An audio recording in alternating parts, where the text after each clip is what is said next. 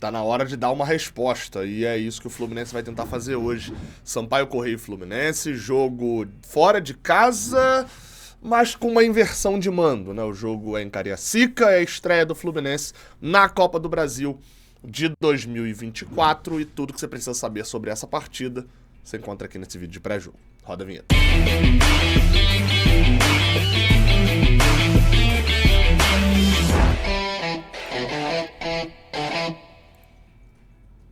Seja bem-vindo, você guerreira de todo o Brasil, de todo mundo. Aqui é o canal Raiz Tricolor. Eu sou o Gabriel Amaral, eu sou jornalista, sou tricolor.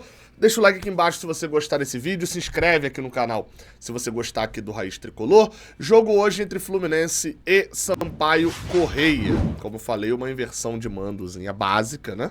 Sampaio Corrêa e Fluminense, na verdade, a partida. Mas o Sampaio vendeu o mando de campo para Cariacica, lá no estádio Kleber Andrade, e por isso, nesse jogo de ida da Copa do Brasil, vai ter muito mais torcida do Fluminense, está muito mais perto do Rio de Janeiro e etc. Jogo às 4 da tarde, tá? A partida será às 4 da tarde, Copa do Brasil, meio de semana. Pois é, feriado nacional, Dia do Trabalhador, então o jogo vai às 4 da tarde. Jogo com transmissão exclusiva do streaming Amazon Prime Video, tá? Então a transmissão é só por lá.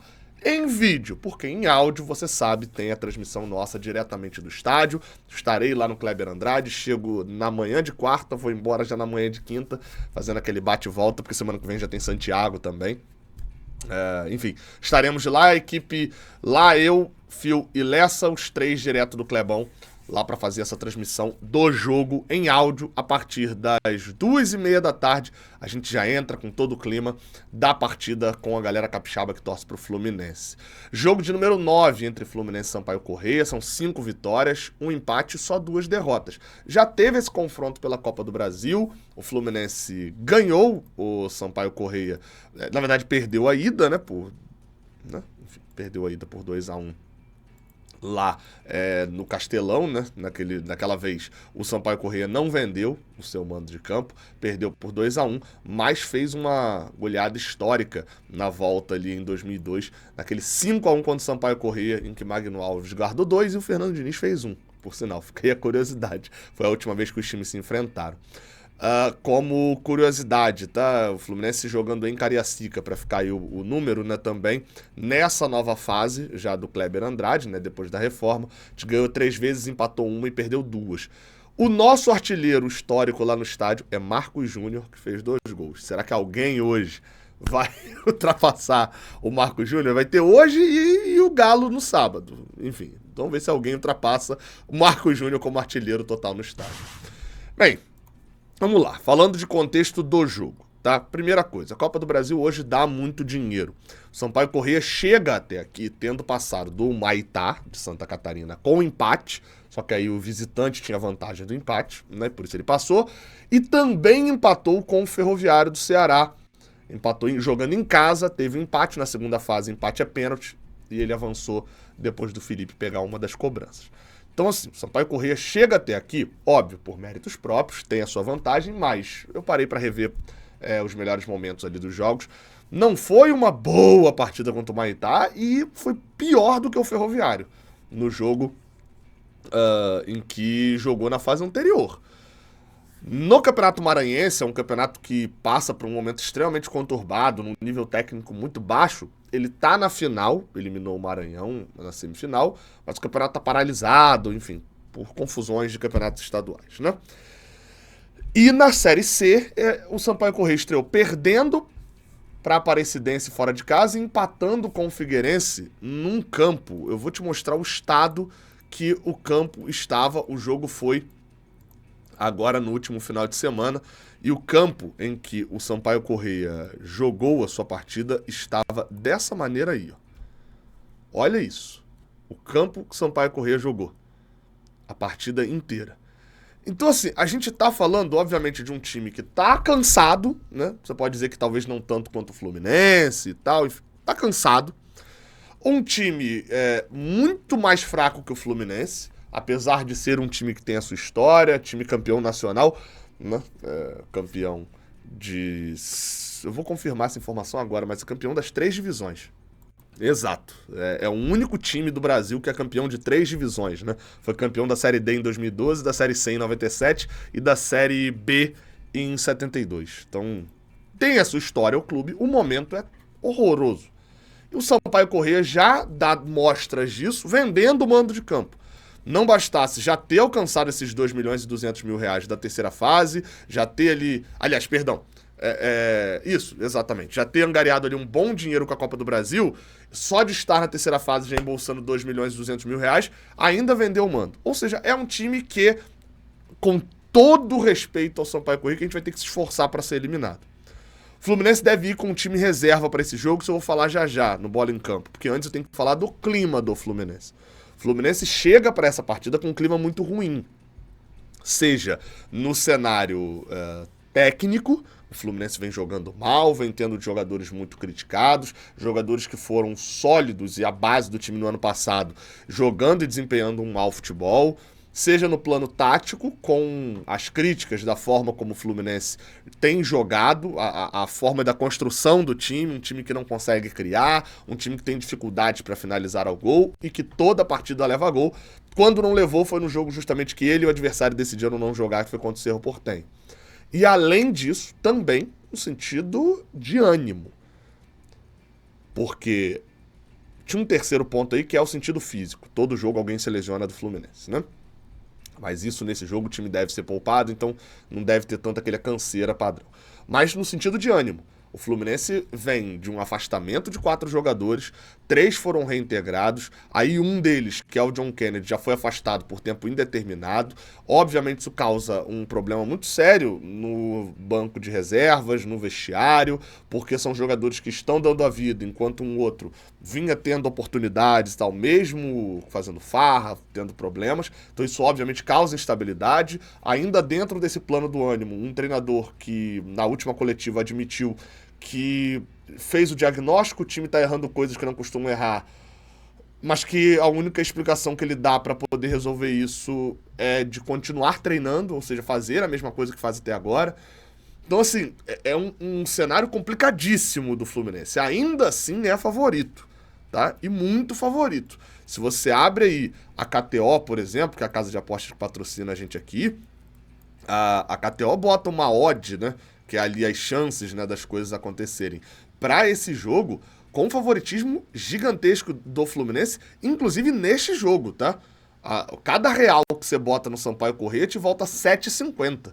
Cada real que você bota no Fluminense na vitória te volta 1,41. Ou seja, a KTO, uma casa de aposta, que eu sempre falo aqui, não calcula a odd de cabeçada, eles calculam com base em estatística, com base em probabilidade mesmo, diz que o Fluminense é muito favorito para esse jogo contra o Sampaio Corrêa, mesmo com todas essas questões. Então, enfim, se você quiser dar uma passada lá na KTO, você usa o cupom JORNADA, tá? Que é o nosso cupom aqui. Com ele, você ganha 20% de bônus no seu primeiro depósito. Vai lá, o Fluminense deve poupar alguns jogadores, mas a odd ainda assim está extremamente interessante para a vitória do Fluminense. Voltando para a gente passar para o Bola em Campo, o Fluminense avançar dessa fase, onde é inegável que pegou um adversário muito mais fácil de passar do que outros times estão pegando. Só para dar um exemplo, o Bahia pegou o Criciúma, que era um time da Série A do Campeonato Brasileiro. O Sport pegou o Atlético Mineiro, pegou o Sport, que é um time que tem projeção de subir para a Série A do Campeonato Brasileiro já no ano que vem. O Fluminense pegou o Sampaio Corrêa e teve o seu caminho um pouco mais facilitado. Gabriel, então o Fluminense já avançou, já vai receber os 3 milhões e meio das oitavas de final. Tem que jogar bola. E é disso que a gente vai falar agora no Bola em Campo. Vamos lá, tá? Vem comigo aqui pra gente botar à disposição tática. Como eu falei, o Diniz vai poupar jogadores. O Diniz não deve levar o seu time principal para o Kleber Andrade. Na verdade, leva o time principal inteiro, viaja todo mundo, porque vai ser uma viagem, aquela famosa viagem casada. Né? Os jogadores viajaram nessa terça, vai todo mundo, joga uma galera na quarta e os titulares ficam no banco, e no sábado, jogo do Campeonato Brasileiro, o time treina lá na quinta e na sexta, no sábado, jogo do Brasileirão contra o Atlético Mineiro lá, o time titular volta a campo. Agora, quem é o time titular? Quem será o time titular na sexta-feira? Eu não sei. E por que eu tô falando isso? porque eu acho que, em parte, o Diniz está descansando o time, em parte, o Diniz também está querendo ver alguns atletas, né, em campo. Olha aí a escalação do Fluminense para esse jogo, provável. Fábio no gol, Marquinhos na lateral direita, vou falar já já sobre isso, Antônio Carlos e Felipe Andrade na zaga e Diogo Barbosa na lateral esquerda. Martinelli e Lima como volantes. E aí, cara, são esses 4 jogadores na frente, tá? Renato Augusto, Douglas Costa, John Ares e Davi Terãs. Na matéria do GE. Globo, fala que, e não coloca como uma informação, coloca como uma lembrança. Olha, o Renato Augusto entrou jogando no lugar do Germancano como 9 na partida contra o Corinthians. É isso que está dito lá. Não diz que o Renato Augusto será o camisa 9 do Fluminense. Ele já até atuou assim no Corinthians. Eu acho mais provável de ver o Fluminense num 4-4-2, com o Renato Augusto jogando mais um pouquinho ele mais pela esquerda, o Douglas Costa um pouquinho mais pela direita, o Terãs e o John Arias, ou então trocar o Renato Augusto com o John Arias. A gente vê o John Arias um pouco mais aberto pela esquerda, o Douglas Costa um pouco mais aberto pela direita, e o Renato Augusto e o Terãs fazendo essa dupla função de atacante meio de campo. O Fluminense vai precisar de poder de fogo, porque, obviamente, o Sampaio Corrêa vai vir muito fechado. O treinador Thiago Gomes, um treinador bem jovem da equipe do Sampaio, com certeza vai mandar um time a campo para se fechar, para tentar não perder o jogo. Se tentar atacar muito, aí vai dar o espaço que o Fluminense vai exatamente querer. O time do Fluminense, já vou ler o time do Sampaio, mas o time do Fluminense é um time que tem bons batedores de fora da área, tá? O Marquinhos bate bem, o Diogo Barbosa, vai lá, né? Lima chuta bem de fora da área, o Renato Augusto, Terãs, Douglas Costa. Então o Fluminense pode apostar nessa alternativa. Vai ter muito espaço para isso? Acho que não. Sobre o Marquinhos na lateral direita, na apuração do GE. Globo, eles falam que um dos motivos disso é que o Guga estaria na lateral direita. Se jogasse, o Guga vai estar sendo poupado para o jogo de sábado, porque ele só teria um lateral direito no banco. Assim, ou o Calegari não viajou, ou então eles estão considerando o Calegari como volante. A questão é, se consideraram o Calegari como volante, por que o Martinelli e o Lima estão jogando aqui e não vão ser poupados? Pra vocês terem noção, o Martinelli é o jogador que mais atuou no ano do Fluminense até agora, né? Seguido pelo um dos que está seguindo ele ali é o Lima, tem 2 jogos a menos. O John Arias o segundo, e depois vem o Lima, o Fábio e mais um, acho que o André. Então, assim, não entendi muita posição do Calegari dentro desse grupo, não. Quem também pode receber uma chance é o Alexander, tem que abraçar essa chance. Não vem fazendo um ano bom, foi suspenso por indisciplina, mas essa vaguinha aqui que o Lima tá jogando, e que eu considero que o Lima tá jogando improvisado, por não ter mais ninguém, né, pra atuar nessa função também, mesmo se tivesse o Diniz, talvez quisesse ele também, era pra ser o Alexander aqui junto com o Martinelli. A expectativa era essa, era pro Lima estar jogando agora, talvez na vaga do Terãs, ou talvez até no banco de reservas. Depende mais do Alexander do que de qualquer outra pessoa. Bem, e vai ser interessante ver o Antônio Carlos jogando, né? Não posso dizer que vai ser bom, mas vai ser interessante. Time do Sampaio, tá? Felipe, aquele goleiro ex-Flamengo, ex-Corinthians. A previsão do Rafael Luiz na lateral direita, né? O lateral direito deles não pode jogar. Franklin e Cortez. Sim, aquele Cortez. Bruno Cortez, desde lateral esquerdo, agora tá jogando na zaga da equipe do Sampaio Corrêa. Na lateral esquerda, Thalisson, outro jogador ex-Flamengo. Passou ali em 2015 pelo Flamengo. Pablo Ferreira e Adalto Júnior é o meio de campo da equipe do Sampaio, com João Felipe, Pimentinha, ídolo da torcida da Bolívia, né, como é chamado Sampaio, e Brunão, camisa 9, esse é o provável time do Sampaio Corrêa. Sampaio Corrêa não pode colocar em campo Guilherme Escuro, que é titular do time, mas que já atuou pela equipe do Ipiranga. Ipiranga é o lateral direito. O Guilherme Escuro já jogou pelo River do Piauí, por isso não vai poder atuar. E tem também o desfalque do Bruno Baio, que é o artilheiro disparado do time, tem 11 gols em 19 jogos na temporada. Ele não poderá jogar porque segue lesionado, uma lesão muscular. É o artilheiro do Sampaio, joga o Brunão. Não joga o Bruno Baio, joga o Brunão. como eu falei, assim, do que eu vi do time, do que eu vejo tecnicamente, do que eu vejo até de possibilidade de intensidade jogando naquele campo, o Fluminense é muito favorito para resolver até esse jogo, mesmo com o time reserva, nesse jogo de ida. Vamos só falar da arbitragem aqui rapidinho, porque o árbitro é o Felipe Fernandes de Lima, um árbitro que é conhecido, você bate o olho nele, você sabe quem é o Felipe Fernandes de Lima, mas que tá sumidaço. Ele foi suspenso até do Campeonato Mineiro no ano passado, depois de um erro ali meio grosseiro num jogo do Atlético Mineiro. E nos jogos do... Mas assim, tem apitado, apitou muita Série B no ano passado e tal, mas nos jogos do Fluminense ele sumiu desde 2021. Ele não apita nenhum jogo do Fluminense. Até hoje a gente nunca perdeu com ele, não só nunca perdeu, como a gente ganhou 5 e empatou uma. Sendo que 3 desses jogos foram fora de casa. Ou seja, o desempenho do Fluminense com o Felipe Fernandes de Lima apitando é bom. Né? Inclusive um jogo contra o Maranhense, o 4-2 no Motoclube na Copa do Brasil de 2020. O último jogo que ele apitou foi Fluminense Inter 1-0 no Maracanã, gol de pênalti do Fred. Torcer pra ser uma arbitragem boa e a gente nem lembrar que ele existe.